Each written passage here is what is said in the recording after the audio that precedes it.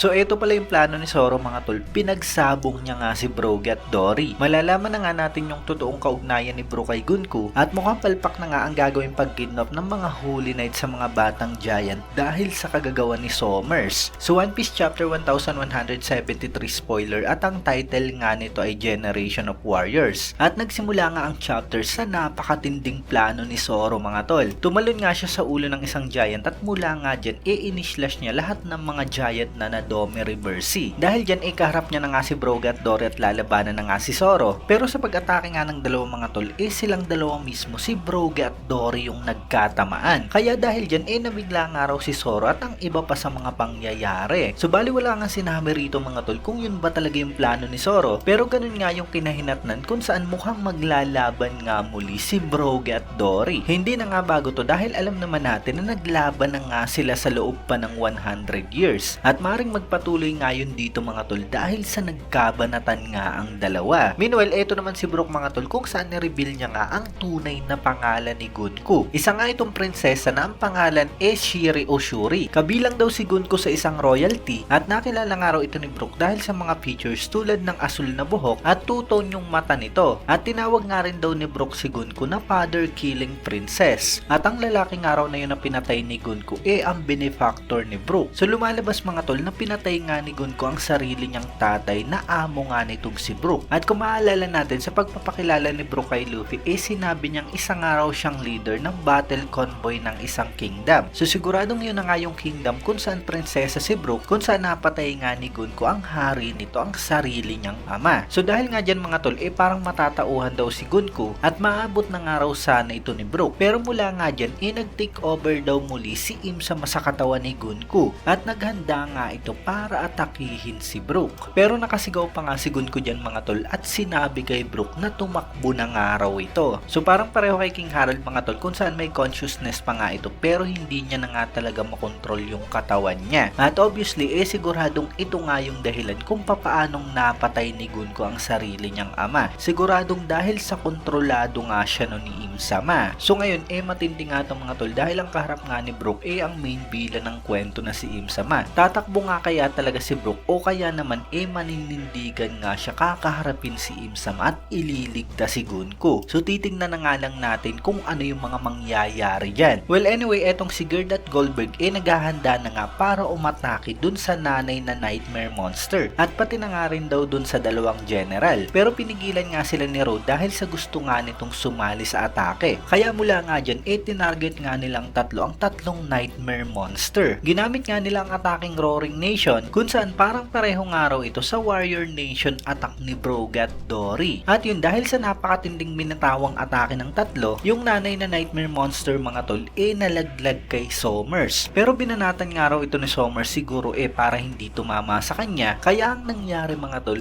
tumama nga ang Nightmare Monster sa transport ship ng mga God's Knight. Yung mismong barko mga tol na paglalagyan ng mga batang hostage. At dahil sa pangyayaring yun nawasak nga ito. Kaya talagang biglang-bigla nga si Sommers sa mga pangyayari mga tol. Kaya nasabi niya na nga lang sa huli mga tol na oh shit, aray mo Sommers. So dahil dyan mga tol sira nga ang plano ng mga God's Knight sa kung paano nilang dadalhin ang mga batang giant sa Marijua. Siguradong yari si Sommers kay Im sa mga tol, mamaya baka matulad nga siya kay Saturn. So yan nga lang mga tol ang spoiler natin para sa chapter 1173. Bali wala tayong break next week kaya isang linggo lang uli yung hihintayin natin para sa kasunod na chapter. Kung nagustuhan nyo ang video to, huwag nyo sana kalimutan mag-iwan ng like dahil napakalaking tulong na yan para sa ating channel. At yun, maraming salamat sa inyong panonood at mag-iingat kayo palagi.